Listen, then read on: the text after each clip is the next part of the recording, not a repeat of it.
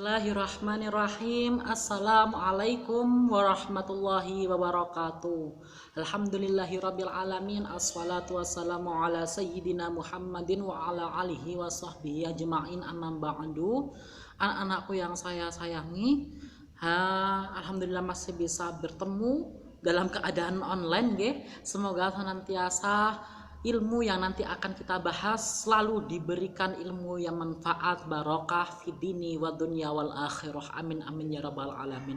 Ala hadiniya bi syafaati rasulillah. Al-Fatihah.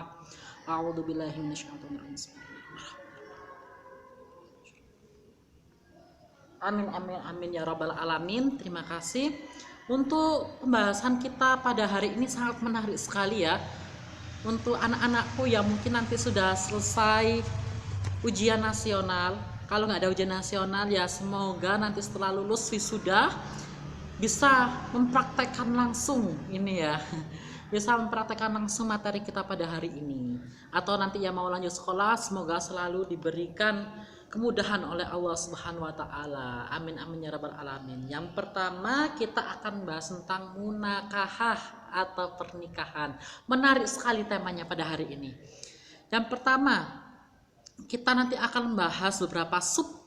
Yang pertama ada pengertian, yang kedua ada tujuan, yang ketiga nanti ada hukum-hukum pernikahan. Jadi pernikahan itu bisa aja hukumnya apa saja nanti kita bahas ya. Nanti ada syarat dan rukun. Yang kelima ada mahram, macam-macam mahram itu yang bisa dinikahi itu siapa saja. Dan yang terakhir nanti akan ada macam-macam wali. Yang pertama tentang pengertian. Pengertian nikah itu berarti munakahah ya. Dalam bahasa Arab berarti mengumpulkan, menggabungkan atau menjodohkan. Maksudnya apa yang digabungkan ini ya? Yang digabungkan adalah suatu ikatan hati. Wih. Kalau membahas tentang hati ini harus juga dengan hati ya. Pernikahan ini perjanjian antara laki-laki dan perempuan untuk bersuami istri secara resmi.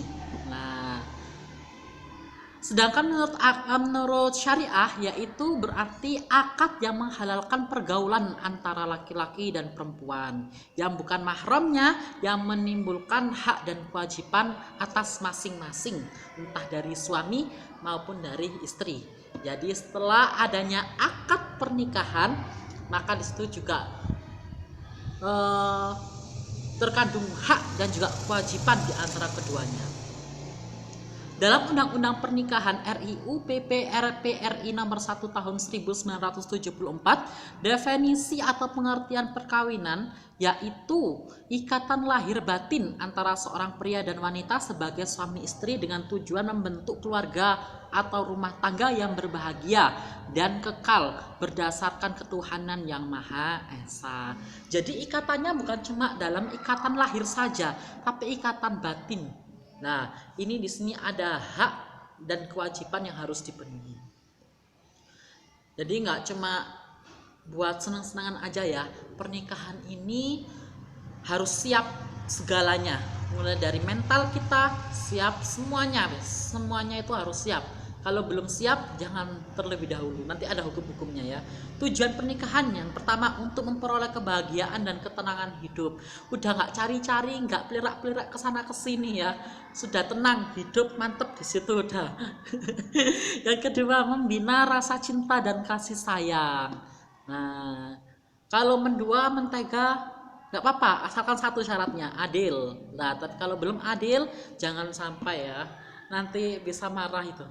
Yang ketiga, untuk memenuhi kebutuhan seksual yang sah dan diridhoi oleh Allah. Banyak sekali kebutuhan seks kita yang terlampiaskan dengan tidak diridhoi oleh Allah. Lah, ini yang membuat suatu laknat Allah ini datang ya. Maka dari itu berkah hikmah dari suatu pernikahan itu adalah kita payah ngotek itu gak oleh mali oleh malah dapat pahala seperti itu.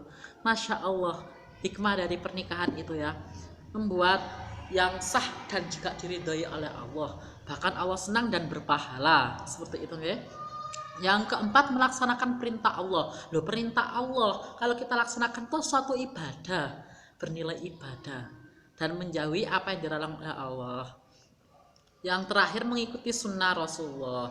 Jadi Rasulullah pernah bersabda bahwa siapa yang bukan mengikuti sunnahku maka bukan termasuk golonganku. Lah, salah satu pernikahan ini adalah sunnatullah dan ini sunnatul Rasulullah Shallallahu Alaihi Wasallam yang wajib kita taati. Selanjutnya, hukum pernikahan. Lah, aslinya pernikahan itu hukumnya adalah sunnah. Nah, sunnatul Rasulullah. Tetapi ada banyak hukum dari pernikahan itu sendiri apabila tergantung kondisi situasinya. Yang pertama, bisa bersikap wajib apabila sang mempelai ini sudah mapan segalanya, mapan dari segi fisik, mental, ekonomi maupun akhlak. Pernikahan ini wajib apabila ditakutkan terjerumus pada lubang zina. Waduh, lubangnya banyak ya zina itu ya. Makanya itu wala taqrabuz zina innahu kana fahisata wa sa'a sabila. Lah, daripada kita mendekati saja itu haram, lebih baik, bukan lebih baik tapi wajib hukumnya bagi orang yang sudah mampu segalanya, baik fisik, mental maupun ekonomi dan lain-lain, maka dohir dan batinnya ini siap, wajib untuk melaksanakan pernikahan. Yang kedua, bersikap sunnah apabila sudah dohir dan batinnya mantep dan mampu, tapi dia tidak khawatir untuk berbuat zina, maka hukumnya sunnah. Selanjutnya, hukumnya mubah bagi yang mampu dan aman dari fitnah, tetapi tidak membutuhkannya atau tidak memiliki syahwat sama sekali seperti orang yang impoten atau lanjut usia. Lah, ini mubah, jadi boleh-boleh saja. Orang-orang biasa ini boleh, pokoknya mampu, monggo diperbolehkan. Sedangkan yang keempat yaitu makruh bagi seseorang yang mampu menikah tetapi dia khawatir akan menyakiti wanita yang akan dinikahinya atau menzalimi hak-hak istri. Lah, contohnya menzalimi hak-hak istri itu gimana? Contohnya kita seandainya naudzubillah min zalik, kita punya suatu penyakit kelamin. Lah, kita itu hukumnya makruh. Kalau menikah ditakutkan istrinya ini nanti malah menimbulkan penyakit juga.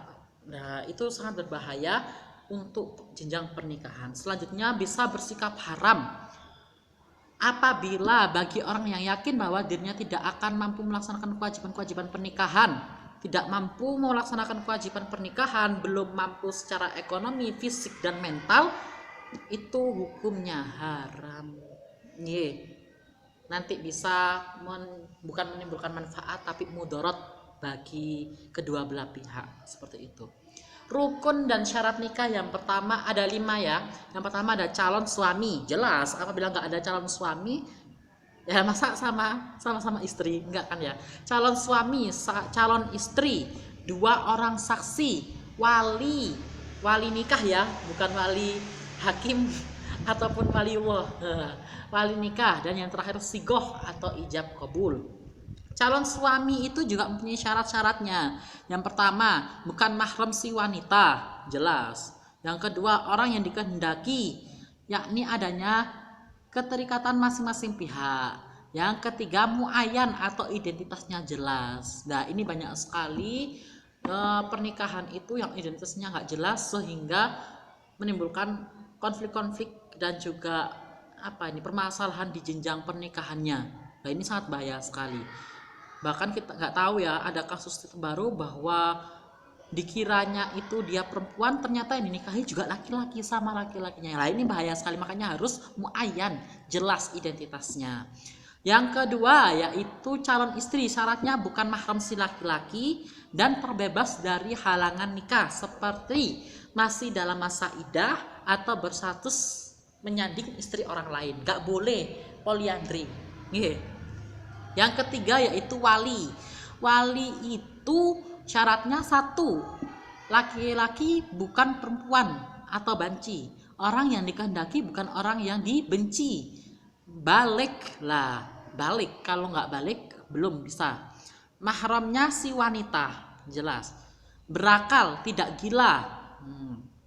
adil dan tidak fasik, tidak terhalang wali lain, tidak buta, tidak berbeda agama, merdeka, bukan budak. Selanjutnya, 2 orang saksi itu berjumlah 2 orang, bukan 1, bukan budak, bukan wanita, dan bukan orang fasik. Nah, kenapa kok wanita memang tidak diperbolehkan menjadi seorang saksi ataupun wali?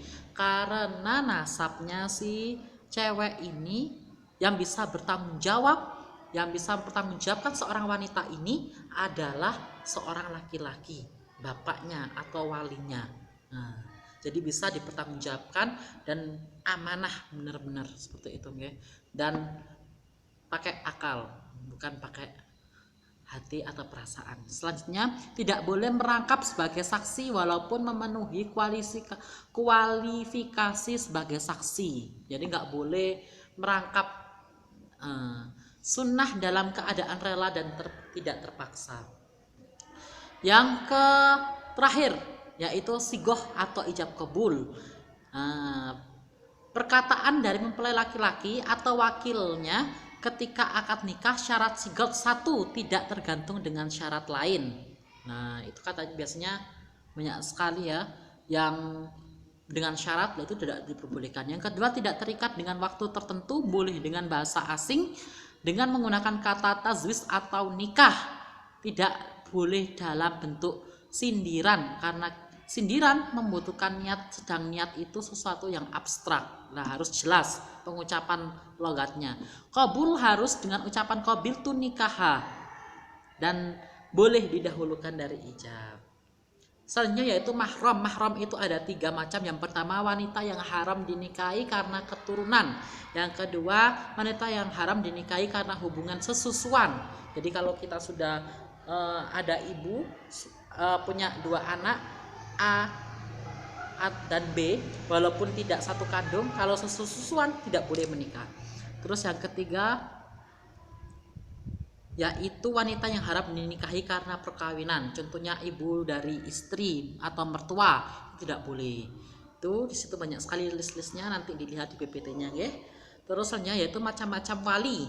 Lah, ada 2 wali. Yang pertama wali nasab, yang kedua wali hakim. Wali nasab itu ada ayah kandung, ayah tiri tidak sah, ya. Jadi kakek, saudara laki-laki sekandung, saudara laki-laki seayah, dan itu banyak listnya, silakan dibaca sendiri. Nanti apabila ada dipertanyakan silakan. Lah, ini yang paling penting.